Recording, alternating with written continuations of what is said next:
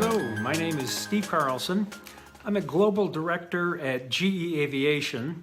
I actually retired recently from GE Aviation, so I get a chance to spend my time volunteering for junior achievement, which I've done for many years. In this lesson, we're going to talk about earnings, savings, and spending. Now, I'm a saver, and it's important for you to know which you are. My sister was not. I take joy out of saving money and then using it to buy certain things that I want, delayed gratification, as opposed to other people who, the minute they have a dollar, they want to spend it, or if they know they're getting a paycheck next week, they'll already have it spent.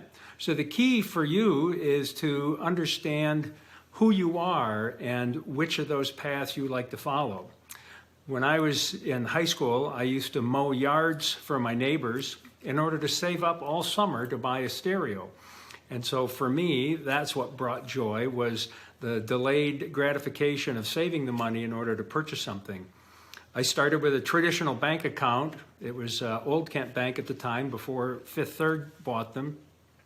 They used to give you a passbook that you could get stamped every time you went in, and it would have your balance on it, and you could earn interest. But it was a very analog versus digital. You had a physical copy of a book, as opposed to nowadays where I have online banking accounts. I typically bank at a credit union because they have lower fees and less marketing than some of the other banks. But I also have an online savings account where I attempt to get a little bit higher rate than what you get in a savings at a regular checking account or savings account. So being a saver most of my life has enabled me to retire early, a couple of years earlier than what I had originally planned. But now that I have the means to retire, now I have the nice problem of trying to figure out how I want to spend my money.